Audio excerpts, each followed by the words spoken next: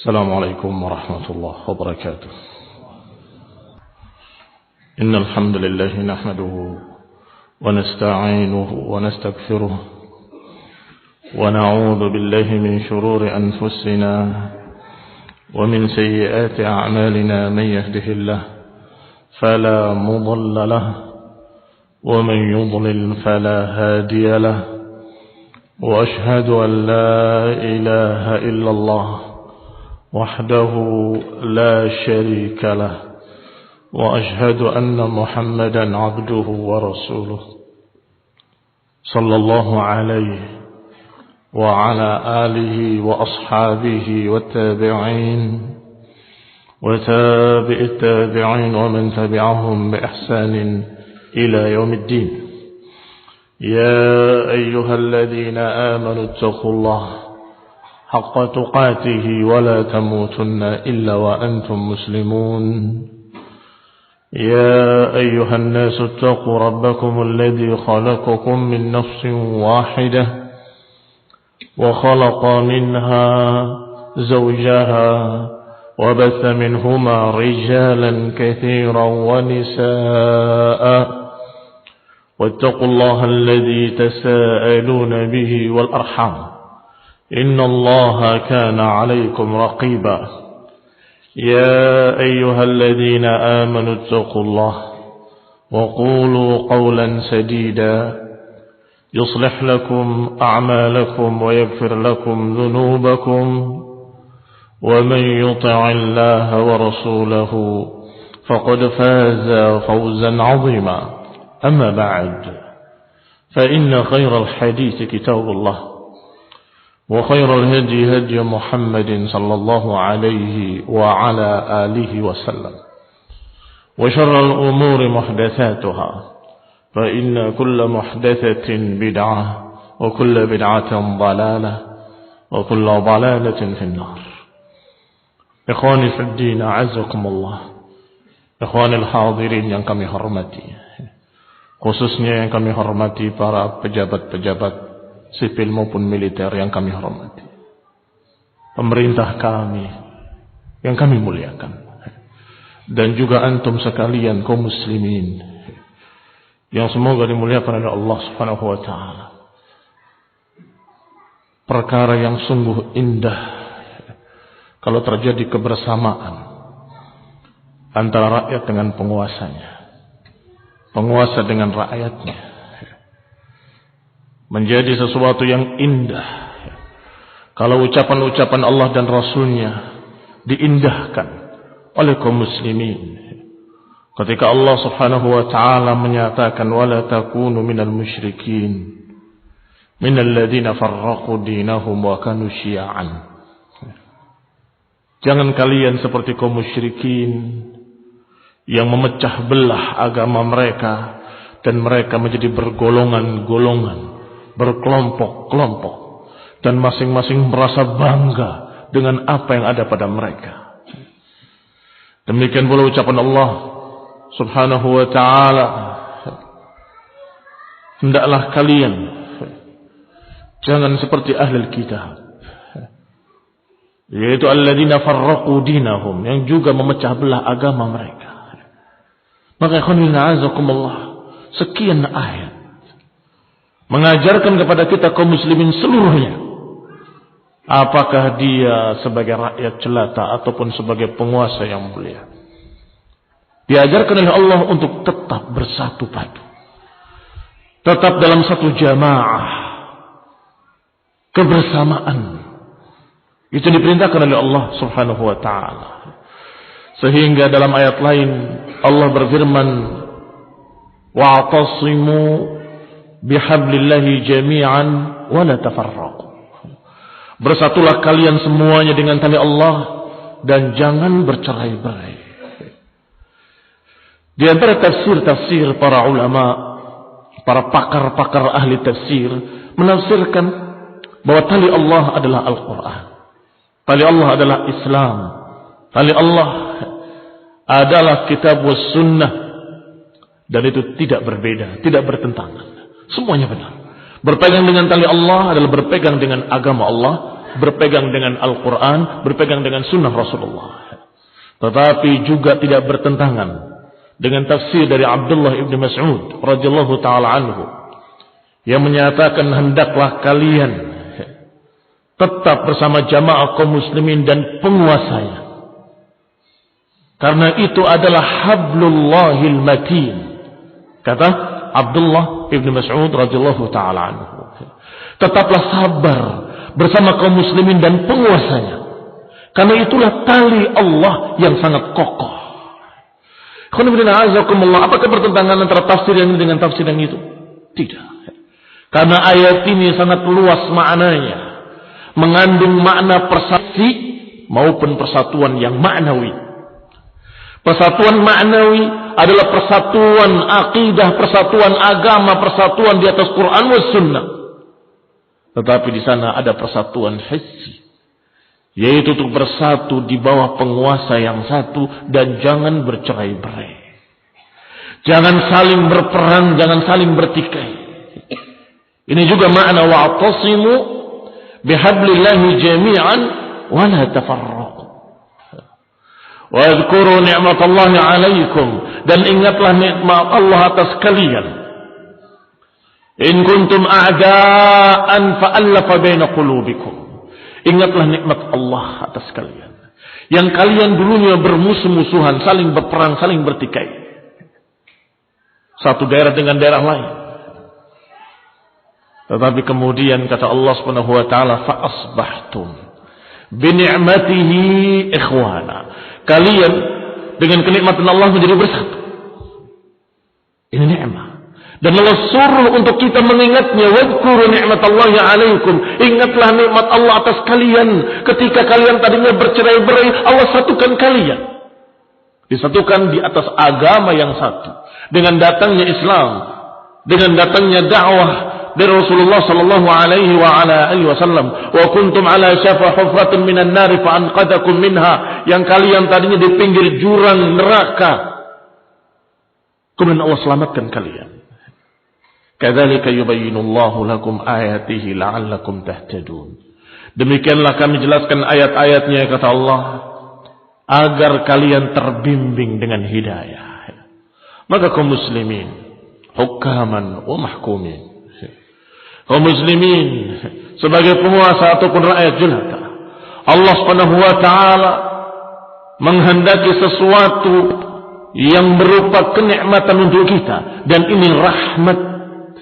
Sebagaimana sudah kita singgung pada khutbah Jumat kemarin, bahwa dinullah dinur rahmah. Agama Allah agama rahmat, agama kasih sayang. Allah mengajarkan perangkat-perangkat agar kalian bersatu. Diajarkan agama, diajarkan hukum-hukum, diajarkan syariat, diutus nabi demi nabi sampai nabi terakhir sallallahu alaihi wa ala alihi wasallam. Diturunkan kitab-kitab sampai kitab terakhir, kitab Al-Quran.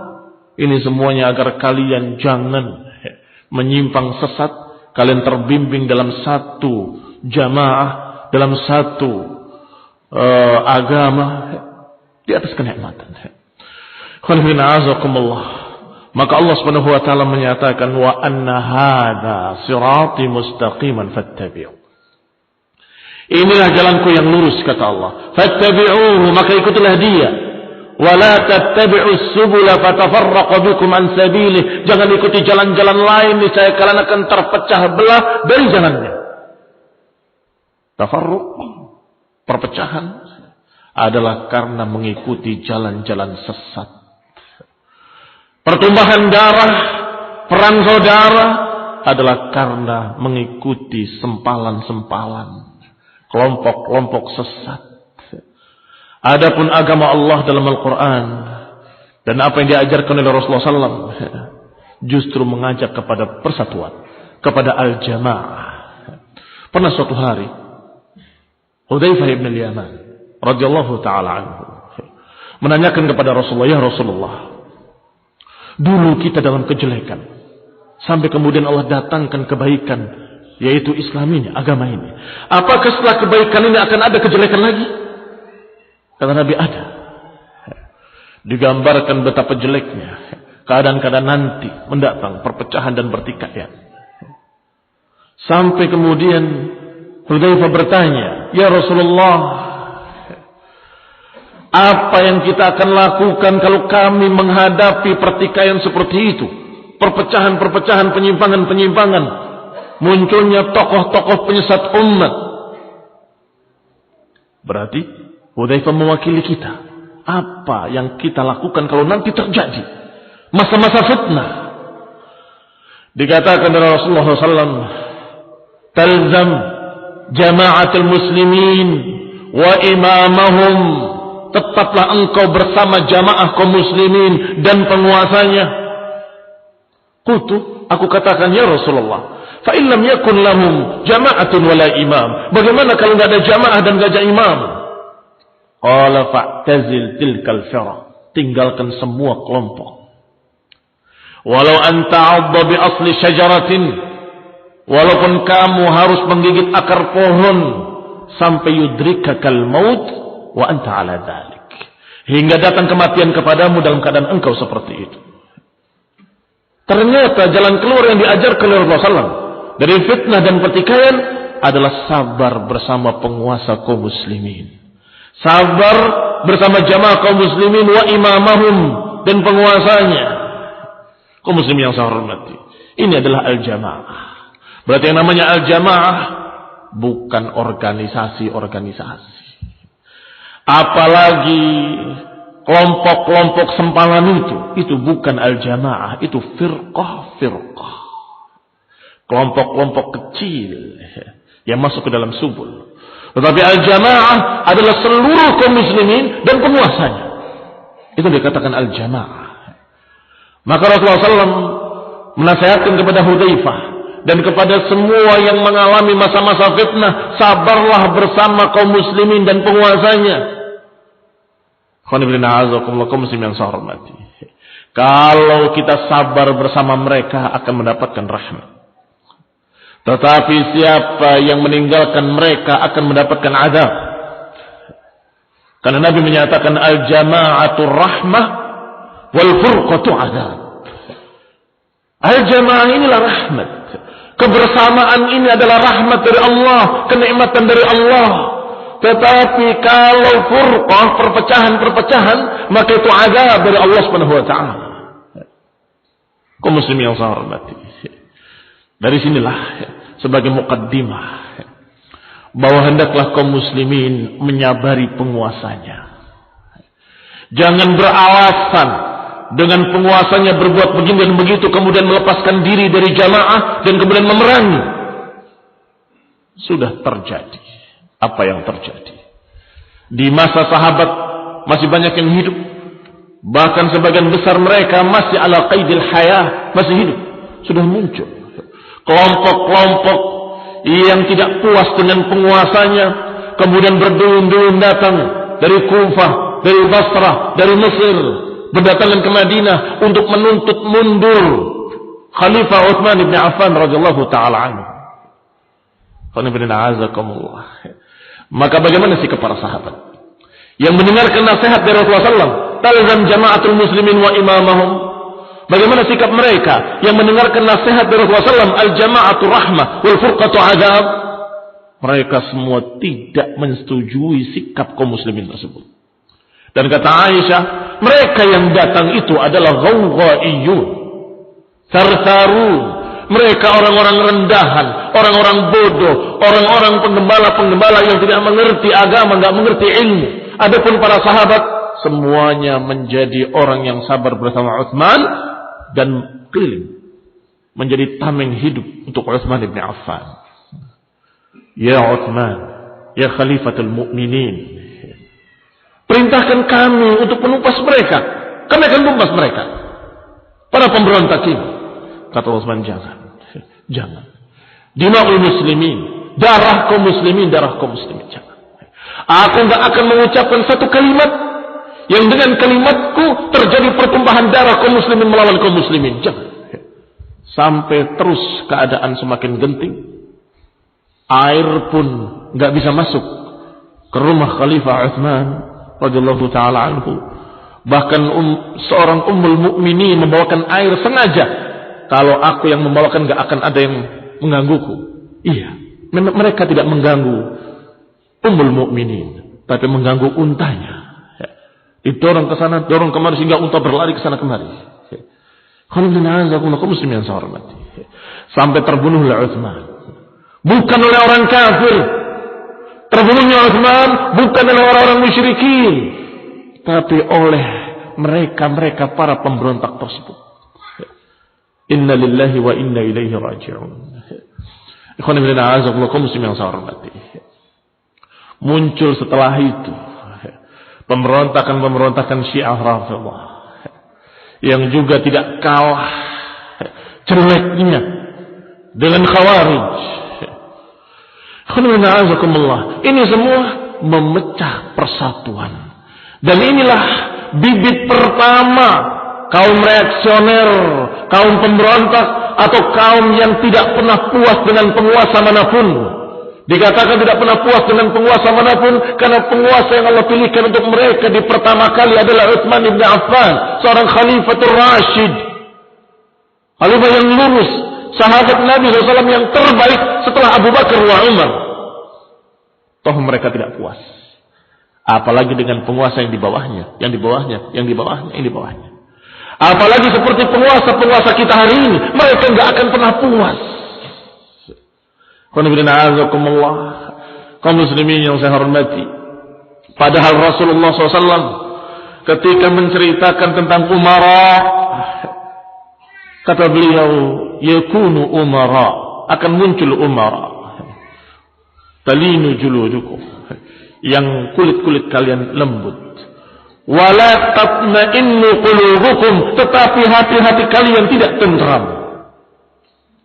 Kulit kita mulus, tidak dipukul, tidak dicambuk, tetapi hati tidak tentram. Thumma yakunu umara, kemudian muncul umara yang taqsha'iru minhumul julud, yang bulu kuduk kita berdiri karena mengerikannya, karena sadisnya. Dalam keadaan hati kita ketakutan, selalu dalam keadaan gelisah. Para sahabat berkata, ya Rasulullah, afala nunabiduhum bisayf, tidaklah kita lawan, tidakkah kita lawan sampai dengan pedang-pedang kami? Kata Nabi, la, jangan. Ma aqamu fikumus salah, jangan, selama mereka masih menegakkan salat, selama mereka masih muslim dan ada tanda-tanda keislaman yaitu salat, maka sabar, jangan. Dua umara tadi digambarkan oleh Rasulullah sallallahu alaihi wasallam. Yang pertama umara yang kulit kita tidak dicambuk, tidak dipukul, mulus, talinu minhumul julud, tetapi wala tatma'innu minhumul qulub, tetapi hati tidak tentram. Biasanya rakyat juga mengeluh dengan penguasa yang demikian, penguasanya lemah, kenapa nggak ditangkap saja, kenapa nggak di ini saja, kenapa nggak dihukum, kenapa nggak begitu, kenapa nggak begini. Pemerintah lemah, ngeluh. Allah ganti dengan penguasa yang sebaliknya, kejam. Siapa berbuat salah tangkap, dibunuh, gantung, mengeluh lagi. Waduh, ini perlu bahaya ini, kita harus lawan. Jangan kita diam saja penguasa seperti ini. Ya Rasulullah, apakah kita tidak lawan saja? Kata Nabi, jangan. Ma qamu fikumus salah, jangan, selama mereka masih menegakkan salat. Hikmah. Agama Allah Subhanahu wa taala penuh dengan hikmah. Kalau satu penguasa yang kejam itu membunuh sekian orang setiap harinya, ketika dilawan, yang terbunuh setiap harinya bukan 1-2 orang, yang terbunuh ratusan bahkan ribuan orang, sebagaimana yang sering kita kisahkan apa yang terjadi di Sudan ketika penguasa yang bengis membunuh rakyatnya setiap hari 2-3 orang, 10, 20 sampai sekian ratus orang. Tidak ada yang ragu bahwa ini penguasa yang jahat, kejam. Tetapi apa yang terjadi ketika rakyat melawan? Dikatakan oleh syekh kami yang menerangkan kepada kami kisah itu, kita bukan baca dari koran, Ya ikhwan, tahu setelah terjadi perlawanan rakyat, korbannya 2 juta orang. Di Sudan. 2 juta orang ya ikhwan. Kami di sini di Saudi kurang lebih penduduk aslinya 2 juta. Mekah kosong, Madinah kosong, semua kosong. Kalau sabar, ya cuma sekian ratus tadi. Tapi ketika tidak sabar, ini muslimin, ini muslimin. Di sini Allahu Akbar, di sana Allahu Akbar. Di sini menyatakan jihad fisabilillah, mereka juga menyatakan jihad fisabilillah. Karena muslimin dengan muslimin. Di sini salat, di sana salat. Fitnah. Maka Imam Ahmad rahimahullah, penguasanya mubtadi'un dhal, penguasanya sesat dan menyesatkan, tidak mau percaya bahwa Al-Quran ini ucapan Allah, menyatakan ini bukan ucapan Allah. Dan semua para ulama yang menentang penguasa ditangkap, dicambuk, dibunuh, disiksa. Para ulama, sebagian mereka gelisah, tetapi gelisah mereka bukan memikirkan dirinya, memikirkan kaum muslimin. Sehingga mereka tetap menyatakan, wahai kaum muslimin, Al-Quran ucapan Allah, Al-Quran ucapan Allah, bukan makhluk, ucapan Allah Subhanahu wa ta'ala. Dia terpaksa ditangkap. Bagi mereka ditangkap tidak apa-apa selama mereka kaum muslimin tahu bahwa Al-Quran benar-benar ucapan Allah Subhanahu wa ta'ala. Sehingga ada seorang ulama yang menyatakan pada anaknya, wahai anakku, nanti salat Jumat engkau di belakang dan aku di depan. Setelah selesai salat Jumat, karena penguasanya dari mereka semua, dari penguasa yang sesat tadi, kamu katakan kepadaku, bertanyalah tentang Al-Quran. Aku ingin menerangkan pada kaum muslimin. Aku takut kaum muslimin terbawa sesat. Maka selesai salat Jumat, anaknya di belakang bangun dan berkata, wahai ayahku, bagaimana pendapatmu tentang Al-Quran? Maka beliau bangkit dan menyatakan, Al-Quran kalamullah, bukan makhluk. Ya tahu resikonya. Ya apa-apa. Yang penting sampai ilmu kepada masyarakat. Ditangkap. Tetapi ketika Imam Ahmad termasuk yang ditangkap dan disiksa, didatangi oleh fuqaha Baghdad, oleh tokoh-tokoh ahli fiqh dari Baghdad, wahai Imam, apakah kita mau sabar terus sampai kapan? Kita tidak melawan. Apa jawabannya? Jangan. Dima'ul muslimin, ma'amurukum. Jangan, darah kaum muslimin. Aku tidak menyuruh kalian. Aku tidak sependapat dengan kalian. Ma'amurukum, aku tidak suruh kalian. Aku tidak sependapat dengan kalian. Dima'ul muslimin, darah kaum muslimin. La, jangan, kata beliau.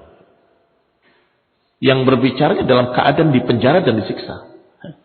Betul-betul dakwah beliau yang dipentingkan adalah din dan kaum muslimin. Tidak mementingkan pribadinya, tidak. Beda dengan tokoh-tokoh sempalan khawarij. Apalagi kalau tokohnya ditangkap. Ini kurang ajar. Lawan, bebaskan saya. Kan begitu. Mementingkan dirinya. Tidak mementingkan bagaimana kaum muslimin. Bagaimana pertumpahan darah di tengah kaum muslimin. Tetapi Imam Ahmad dan para ulama ketika itu menyatakan sabar. Jangan melawan. Biar aku yang disiksa. Ya Imam, bukankah ini fitnah? Dijawab, iya. Tetapi fitnatun khassah. Iya, ini fitnah memang. Tapi fitnah yang khusus. Terjadi hanya padaku dan pada fulan wa fulan. Tetapi kalau kalian melawan, ammatil fitnah. Kalau kalian melawan, maka fitnah akan merata pada seluruh kaum muslimin. Sebagian berpihak ke sana, sebagian berpihak ke sini, kemudian berperang seluruhnya. Ayuhuma a'zam? Mana yang lebih besar? Fitnatun khassah atau fitnatun ammah? Sehingga kaum muslimin yang saya hormati, terorisme, pemberontakan, pembunuhan kaum muslimin, menghalalkan darah kaum muslimin sering terjadi pada mereka-mereka yang tidak mempelajari agama dari para ulamanya. Sering terjadi dari mereka-mereka yang tidak mempelajari agama dari para sahabat. Sering terjadi pada mereka-mereka yang menyimpang sesat, khususnya kaum Khawarij dan kaum Syiah Rafidhah. Disebutkan oleh Imam Abu Qilabah rahimahullah. Qala wa'lam anna al-ahwa'a kulluha radiyah tad'u kulluha ila as-sayf. Ketahuilah bahwa kelompok-kelompok pengekor hawa nafsu semuanya jelek, aliran apapun. Wa arda'uha wa aktsaruha rawafid wal mu'tazilah wal jahmiyah. Semua mengarah pada pertumpahan darah. Yang paling jeleknya, yang paling kufurnya adalah Syiah Rafidhah. Kemudian Mu'tazilah, kemudian Jahmiyah, baru kemudian Khawarij. Qadibina azakumullah muslim yang saya hormati. Disebutkan oleh beliau bahwa ahlul ahwa kulluha radiyah tad'u ila as-sayf. Semua mengarah kepada pertumpahan darah. Berarti yang tidak mengarah pada pertumpahan darah adalah mereka yang istiqamah di atas kitab was sunnah, yang mengikuti salafnya, mengikuti para sahabat radhiyallahu alaihim ajma'in. Imam Al-Barbahari juga berkata dengan ucapan yang hampir sama. Qala mabtada'a qaumun bid'atan illa istahallu as-sayf. Tidaklah satu kaum mengada-adakan pemahaman baru, ini pemahaman bid'ah, illa istahallu as-sayf, kecuali akan menghalalkan pedang. Siapa yang mengada-adakan pemahaman baru, keluar dari pemahaman ahlu sunnah wal jamaah, maka niscaya dia pada ujungnya akan menumpahkan darah, mengkafirkan kaum muslimin, menghalalkan darah kaum muslimin, memerangi kaum muslimin. Kaum muslimin yang saya hormati. Padahal Allah subhanahu wa ta'ala tidaklah mengutus Rasulullah kecuali untuk rahmat seluruh alam. Tidaklah mengutus Rasulullah kecuali untuk mengajarkan satu agama yang penuh rahmat, yang berpemikiran jauh ke depan, tidak sempit, mengajarkan sesuatu yang kebaikannya akan dirasakan oleh semua pihak.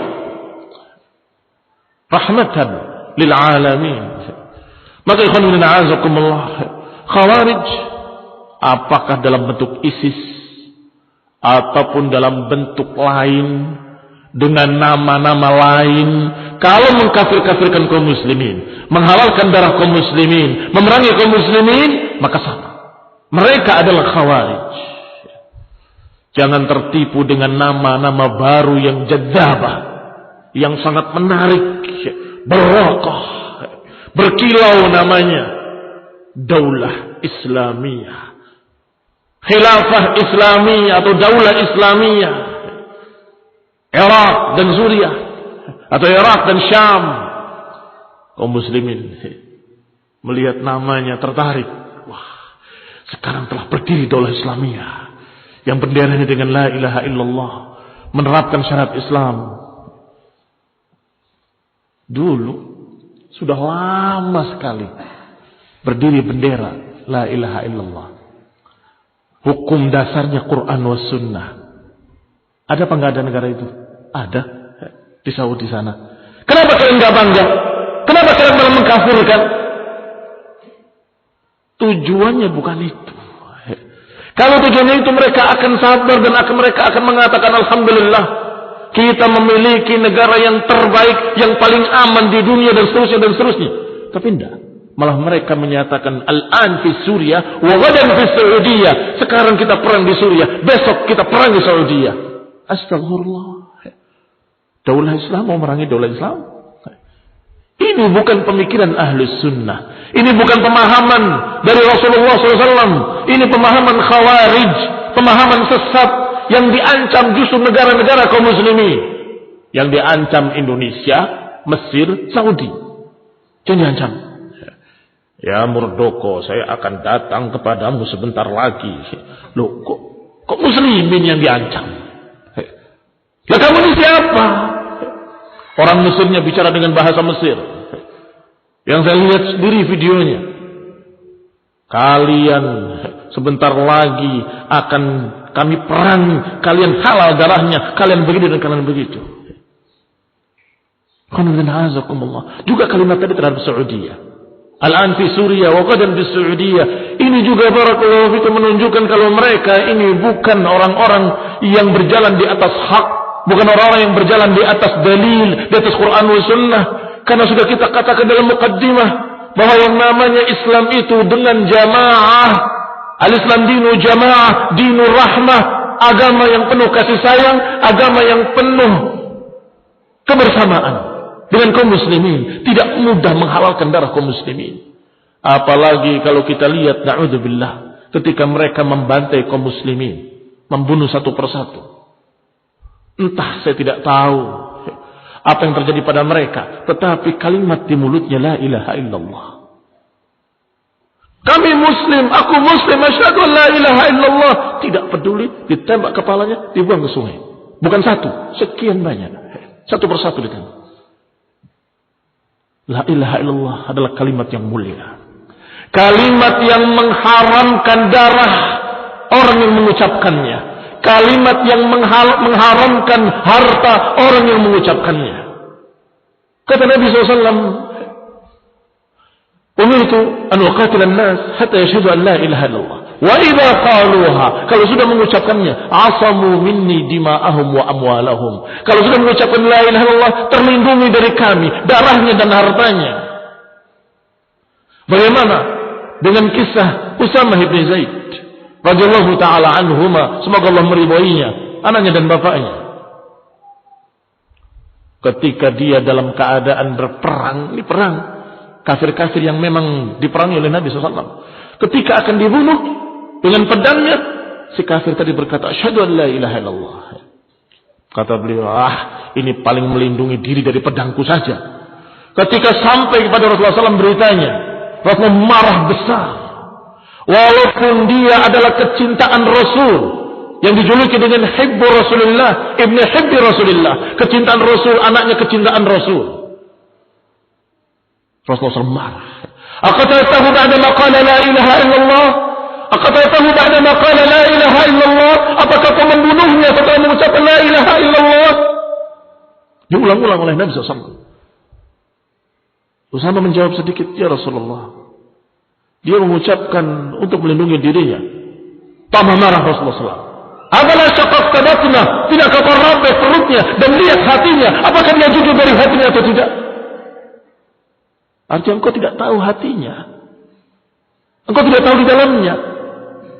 Barangkali dia dalam keadaan sudah tertarik pada Islam, tapi terpaksa karena teman-temannya mengajak perang, dia ikut perang. Begitu sudah kepepet, baru dia berani mengucapkan la ilaha illallah. Wallahu ta'ala alam. Tetapi Usamah bin Zaid radhiyallahu ta'ala anhu adalah seorang yang mengambil faedah dari nasihat Rasulullah SAW. Seorang yang benar-benar mengambil nasihat Rasulullah SAW dan mengambil marahnya Rasul sebagai ilmu buat dia. Sehingga beliau termasuk yang selamat dalam fitnah kaum muslimin melawan kaum muslimin. Selamat dia.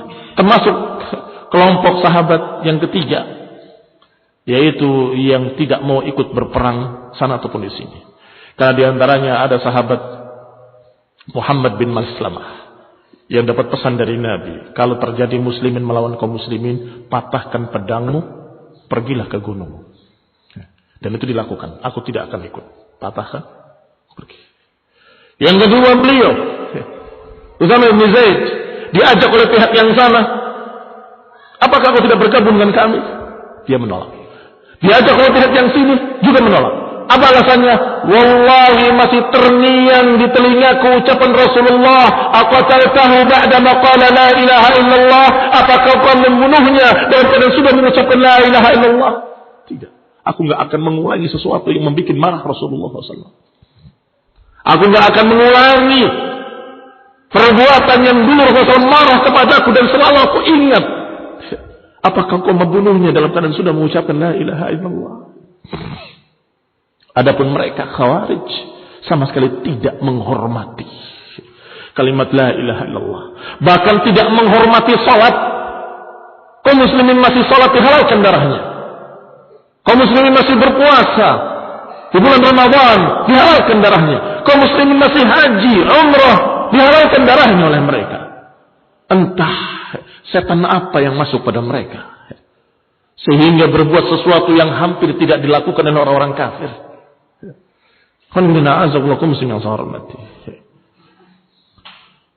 Rasulullah sallallahu alaihi wasallam sudah mengisyaratkan akan munculnya kelompok-kelompok seperti ini. Akan muncul dari umatku orang-orang yang sufahaul ahlam, hudatsaul asnan, yang muda-muda umurnya, dangkal ilmunya. Kemudian digambarkan oleh Nabi SAW bahwa mereka ibadahnya mengalahkan ibadah kalian, puasanya mengalahkan puasa kalian, baca Qur'annya mengalahkan bacaan kalian. Yaqra'una al-Qur'an la yujawizu hanajirahum. Mereka membaca Al-Qur'an tapi tidak melewati kerongkongan mereka. Hanya di mulutnya baca Qur'an, ke hatinya tidak paham. Ke hatinya tidak mengerti.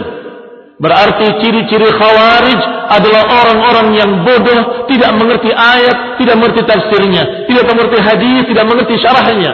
Mereka hanya berkata di mulutnya tapi tidak sampai kepada hatinya.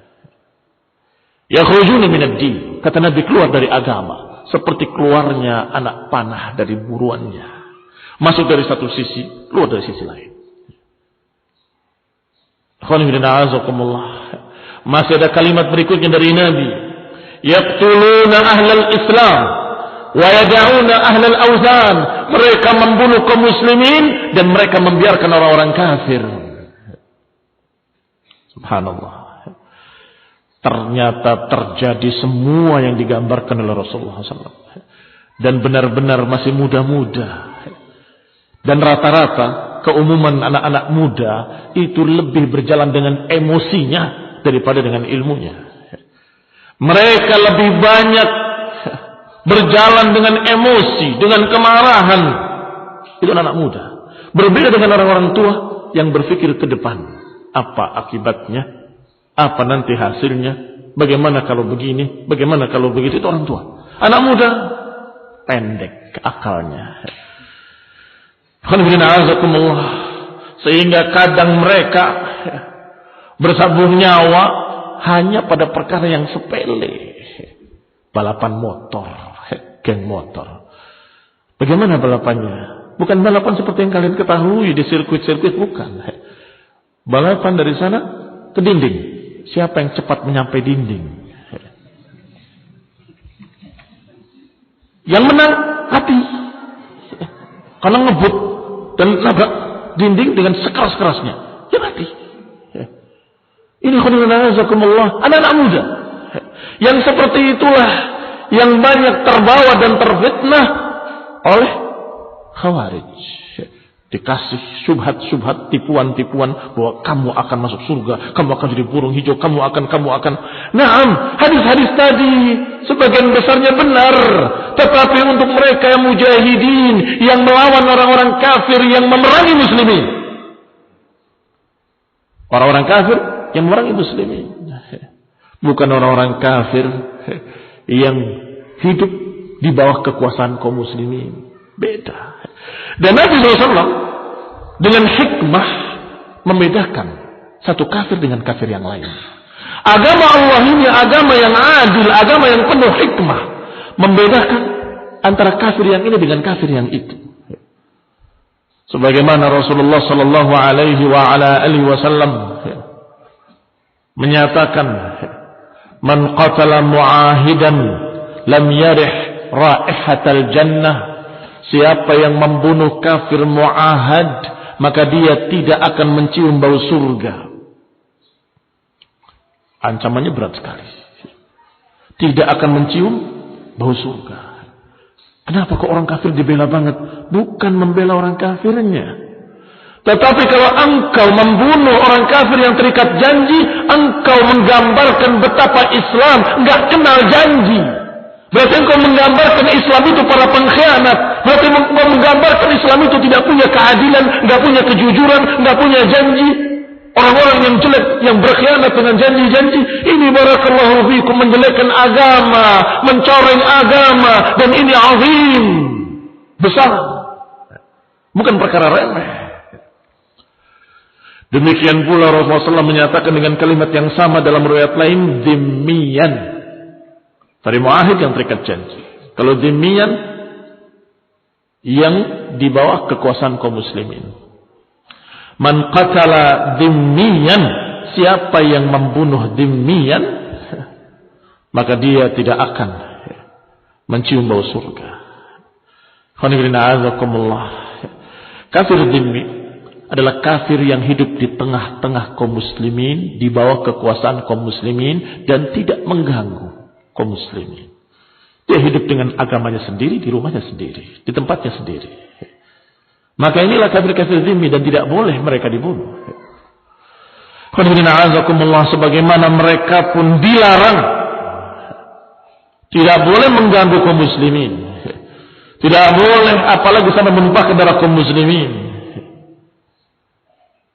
Rasulullah SAW juga berkata ketika didatangi dua orang kafir yang mengaku Musailamah Al-Kadzab sebagai nabi, yang menganggap Musailamah Al-Kadzab sebagai nabi dan utusan dari Allah Subhanahu wa taala, nabi palsu.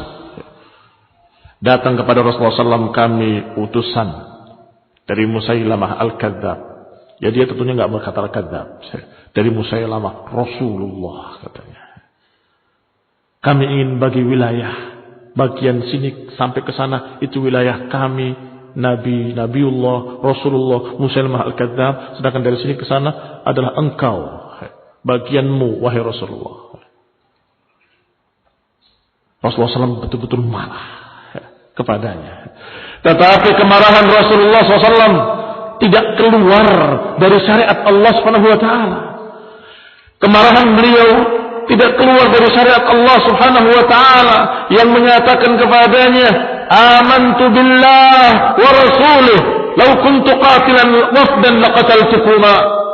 Aku beriman kepada Allah dan beriman pada rasul-rasulnya. Kalau saja aku boleh membunuh tamu, aku akan bunuh kamu berdua. Catat itu. Wahai Khawarij, catat itu. Wahai Islam-Islam sempalan, wahai para pemberontak, wahai orang-orang liar yang tidak terpimpin, tidak punya pemimpin, tidak punya penguasa, disebut orang liar. Karena al-mu'min kal jamalil anif, seorang mukmin itu adalah seorang yang tunduk, yang siap diatur.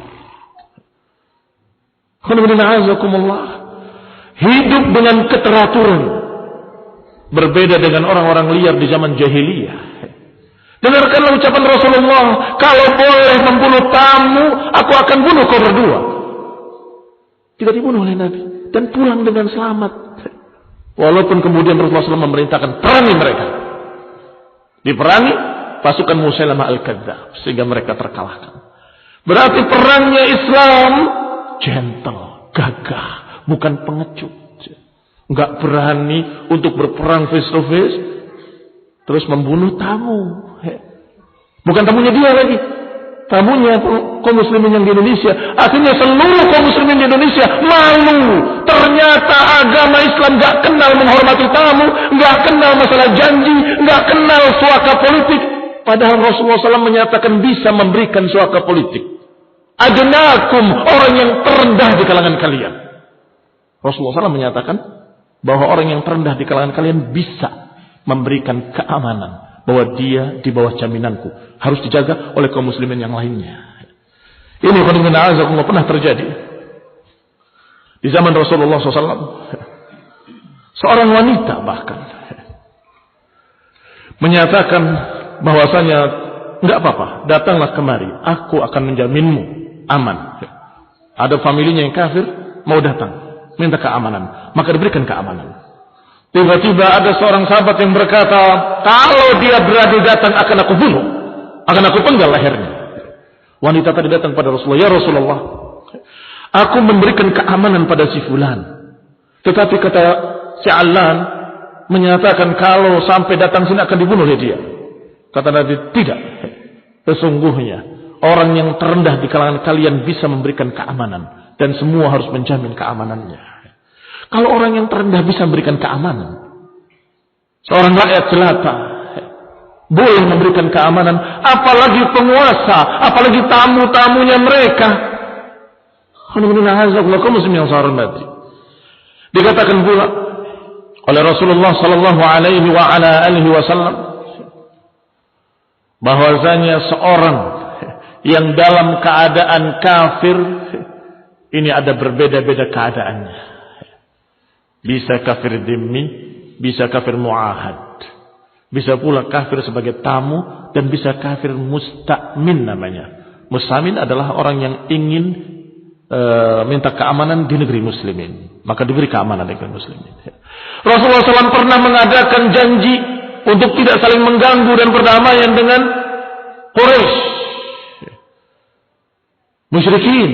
Pernah mengadakan janji dengan Yahudi di Madinah untuk tidak saling mengganggu, walaupun dalam perjanjian itu tidak ada kalimat bahwa mereka saudara kami, tidak ada, karena mereka bukan saudara kita. Tidak ada di dalamnya kalimat bahwa kita mengakui kebenaran mereka. Lah, mereka musyrikin, mereka kufar, kita tetap dengan keyakinan kita. Lakum dinukum waliyadin. Bagi kalian agama kalian, bagi kami agama kami. Maka bedakanlah antara keduanya. Jangan ekstrim kanan, jangan ekstrim kiri. Ekstrim kanan tidak peduli, pokoknya kafir bunuh. Walaupun tetangganya sendiri, walaupun penjual telur, nggak tahu apa-apa dibunuh. Ekstrim. Yang sebaliknya, oh mereka adalah saudara kita. Ya salah lagi, mereka bukan saudara. Dikatakan mereka saudara kita, mereka, sampai menyatakan mereka juga di atas kebenaran. Dan bisa jadi mereka juga masuk surga. Seperti yang digembar-gemborkan oleh Islam liberal. Bahwa nanti di surga ada Nabi Muhammad, ada Nabi Isa, ada Martin Luther, ada Mahatma Gandhi, ada diucapkan oleh mereka. Muhammad Amin yang tidak amin. Ekstrim lagi. Kalau Ahlus Sunnah kaum muslimin, masalah akidah tidak bisa diganggu-gugat. Inna dina indallahil Islam. Agama Allah adalah agama Islam. Adapun yang mereka kafir, tetapi kafir dibagi-bagi. Ada kafir yang memerangi kaum muslimin, ada kafir yang terikat janji dengan kaum muslimin, ada kafir yang hidup di bawah kekuasaan kaum muslimin, ada kafir sebagai tamu. Dan dibedakan hukum-hukumnya. Adapun kafir harbi, kita perangi mereka. Kita tidak mundur satu langkah pun kalau mereka berani mengganggu muslimin. Kita tidak akan mundur sedikit pun kalau mereka berani memerangi kaum muslimin. Iya kan? Tetapi kalau mereka kafir yang terikat janji untuk tidak saling mengganggu, maka jaga perjanjian. Aufu bil uqud, kata Allah. Tepatilah janji-janji kalian. Atau kalau kafir zimmi, maka biarkan mereka dengan agama mereka. Lakum dinukum waliyadin. Kalian dengan agama kalian, kami dengan agama kami. Tidak saling mengganggu. Muslimin yang saya hormati. Padahal kalau mau buka Al-Quran, ada dalam Al-Quran. Ucapan Allah Subhanahu wa taala, la yanhaakum. Allah tidak melarang kalian anil ladzina lam yuqatilukum fid din. Allah tidak melarang kalian untuk berbuat baik pada orang-orang kafir yang tidak memerangi kalian. Perhatikan ayat ini. Dalam surat Al-Mumtahanah ayat 8 dan 9. La yanhaakumullahu 'anil ladzina lam yuqatilukum fid din wa lam yukhrijukum min diyarikum an tabarruhum wa tuqsitu ilaihim. Allah tidak melarang kalian untuk berbuat baik kepada orang-orang kafir yang tidak memerangi kalian, yang tidak mengusir kalian dari negeri kalian. Antabarruhum, untuk berbuat baik pada mereka, wa tuqsitu ilaihim, dan berbuat adil pada mereka.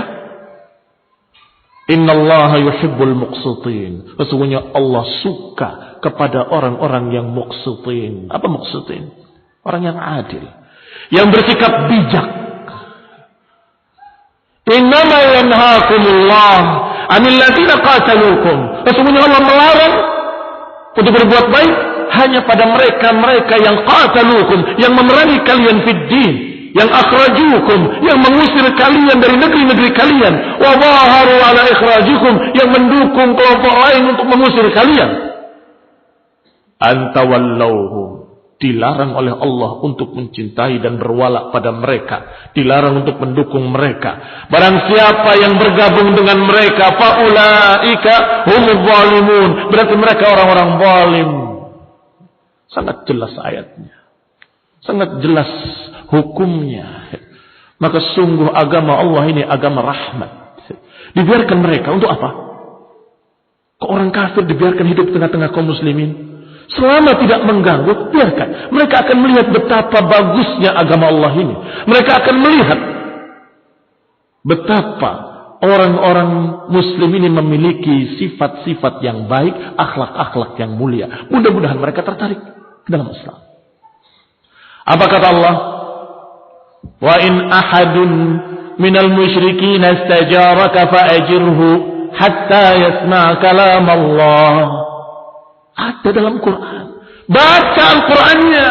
Jangan yaqra'un Al-Quran la yujawizu hanajirahum. Jangan membaca Al-Quran tapi tidak melewati kerongkongannya, enggak masuk dalam hatinya, enggak dipaham, enggak mengerti. Astagfirullah. Baca. Wa in ahadun minal musyrikin. Kalau ada seorang musyrik minta perlindungan pada kalian, lindungilah mereka. Allah suruh, lindungilah mereka. Kalau minta suaka politik, minta perlindungan, ajurhu, lindungilah mereka. Apa hikmahnya? Kata Allah, hatta yasma'a kalam Allah, agar mereka mendengar ucapan Allah. Saya masih ingat tangga saya, penjual kelontong, Cina, kafir. Tapi kebiasaan semuanya sudah banyak yang masuk pada dia. Kebiasaan kaum muslimin, mengangkat timbangannya bismillah. Ketemu orang juga menyatakan dengan kalimat-kalimat muslimin, kalimat muslim. Kenapa? Yang mau tidak mau di tengah-tengah kaum muslimin akan terpengaruh kaum muslimin. Dan itu yang diharapkan. Mudah-mudahan suatu saat dia akan masuk Islam. Kaum muslimin yang saya hormati. Fa'ajirhu hatta yasma' kalam Allah wa in ahadun minal musyrikin. Kalau ada seorang yang meminta pada kalian keamanan di tempat kalian wahai kaum muslimin, lindungilah dia. Jagalah dia. Hatta yasma' kalam Allah, agar dia mau mendengar ayat-ayat Allah Subhanahu wa taala. Demikian pula dikatakan oleh Allah Subhanahu wa taala, wa yut'imuna at-ta'ama 'ala hubbihi miskinan wa yatiman wa asira. Pernah bacakah mereka ayat ini? Dan memberi makan orang-orang dengan kecintaan hati, dengan sukarela. Miskinan wa yatiman wa asira. Miskin, yatim, dan yang ketiga asir. Siapa asir? Tawanan kafir. Tawanan kafir disuruh diberi makan oleh Allah Taala. Wa yut'imuna at-ta'am 'ala hubbihi, dengan sukarela. Miskinan wa yatiman wa asira. Asir, tawanan, bukan kemudian diperlakukan dengan perlakuan yang kejam, bukan, tapi justru dibikin mereka tertarik dengan Islam. Ada kisah Sumamah Ibn Uthalah yang tertangkap, dan dia orang kafir, bahkan tokoh pimpinan satu suku dari musyrikin. Dihadapkan Rasulullah SAW. Kata Rasulullah, ikat di masjid. Di mana ikatnya? Di masjid. Sekarang barakallahu fikum, berani-berani orang kafir mau masuk masjid, kaum muslimin akan marah besar. Bahkan sampai terjadi pertumpahan darah di Priuk hanya karena masalah yang seperti itu. Diikat di masjid. Kenapa? Supaya melihat kaum muslimin salat, melihat kajian Islam, melihat ceramah-ceramah Islam, melihat semua apa yang terjadi di masjid itu. Setiap hari Rasulullah SAW lewat kepada Sumamah, ditanya, "Madza bika ya Sumamah? Apa kabarmu wahai Sumamah?" Ditanya. Tidak dicuekin, tidak diacuhkan, ditanya, "Apa kabarmu hari ini?" Baik. Ditanya, "Ma indak? Apa yang ada pada sisimu?" Qala indi khaira. Aku punya kebaikan. In taqtul dadamin. Kalau engkau membunuh orang yang punya darah. Wa in tun'im ala syakirin. kalau engkau mau berbuat baik padaku, engkau berbuat baik pada orang yang pandai bersyukur. Artinya aku akan berterima kasih. Qala yang ketiga, wa in turidu malan, kalau engkau menginginkan harta, is'al ma badalak, mintalah semaumu. Karena dia tokoh pimpinan. Rasulullah tinggalkan. Besoknya ditanya lagi, madza bika ya Sumamah? Madza indaka ya Sumamah? Dijawab, indi ma qultu. Aku memiliki apa yang sudah aku ucapkan. Kalau kau membunuh orang yang punya darah. Kalau engkau memberikan kebaikan, engkau memberikan kebaikan kepada orang yang pandai berterima kasih.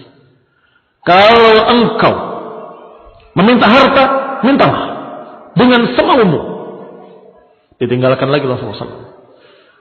Ketiga kalinya pada keesokan harinya ditanya lagi, madza bika ya Sumamah? Apa yang ada pada dirimu wahai Sumamah? Dijawab dengan sama, indi ma qultu.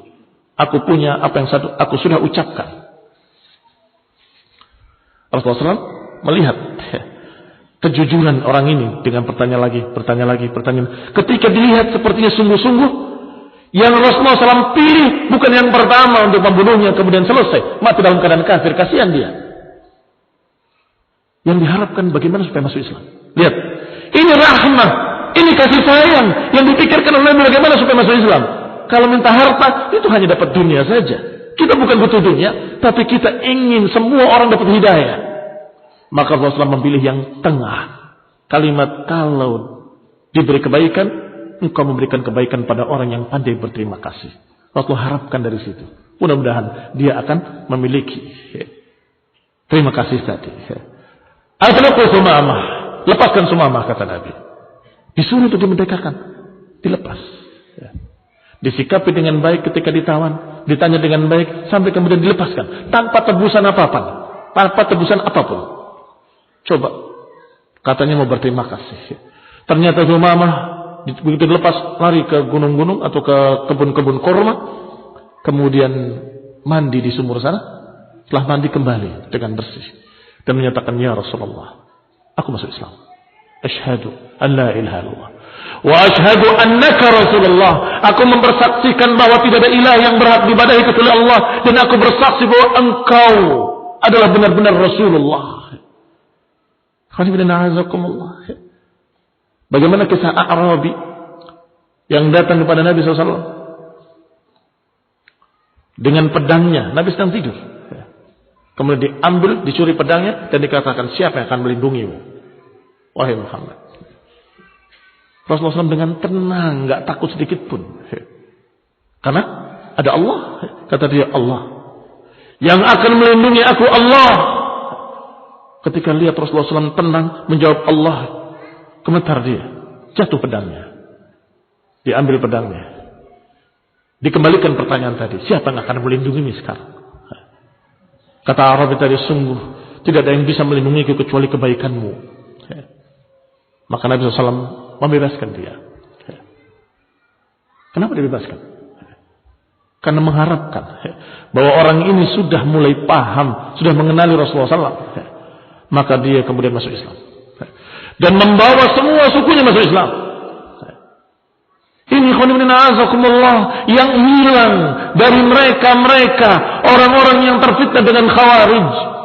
Hilang dari mereka, terlupakan atau tidak terdengar oleh mereka hadis-hadis yang menunjukkan rahmat agama ini, rahmatnya Islam, kasih sayang Islam yang diajarkan oleh Rasulullah sallallahu alaihi wa ala alihi wasallam.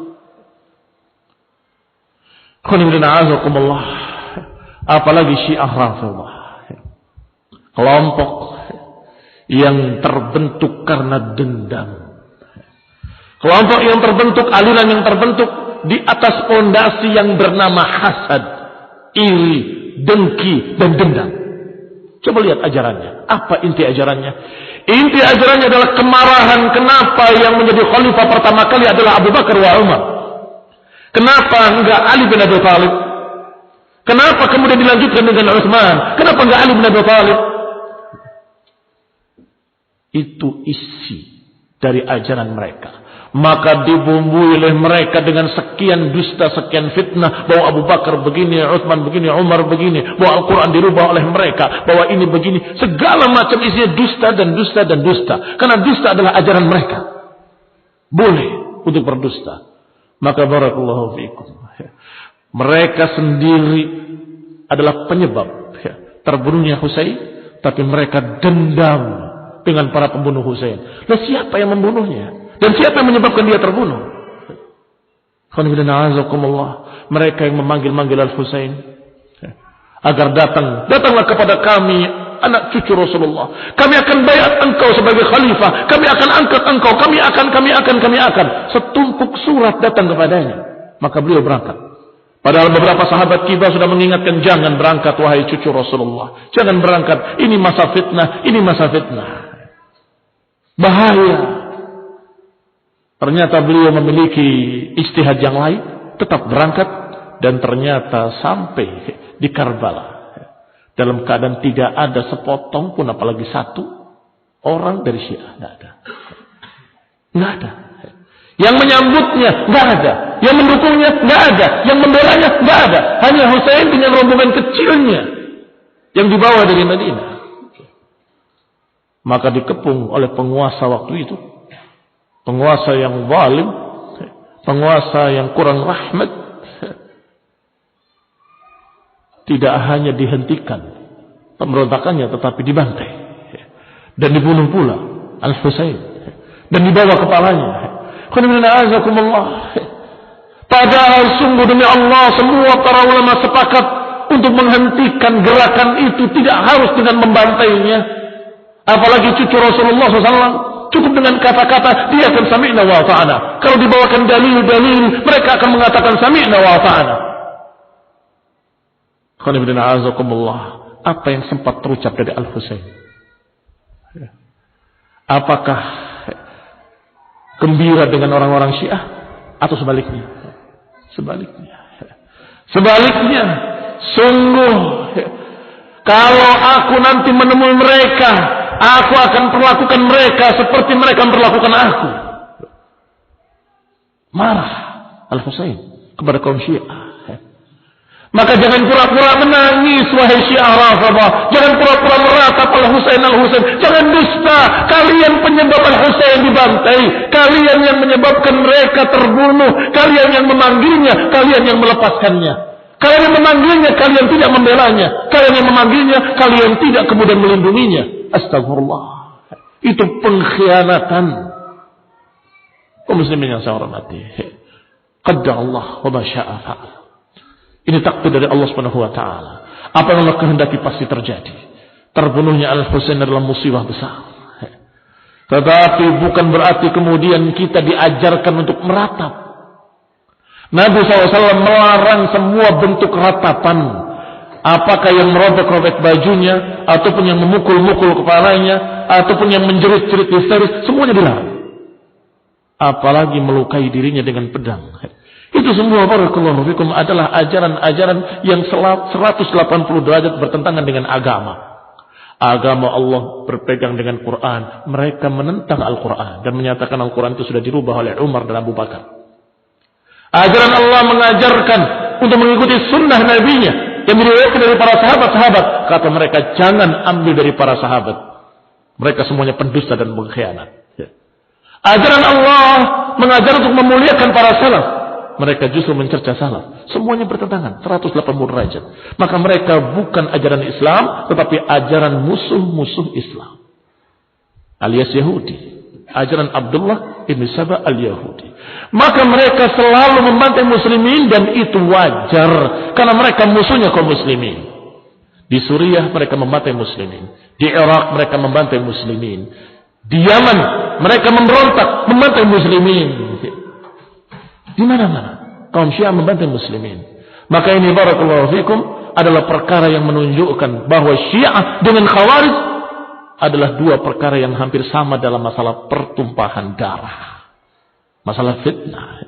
Kaum muslimin yang saya hormati, persis seperti yang digambarkan tadi oleh Abu Qilabah dengan kalimatnya, tidaklah ada satu kelompok ahlul ahwa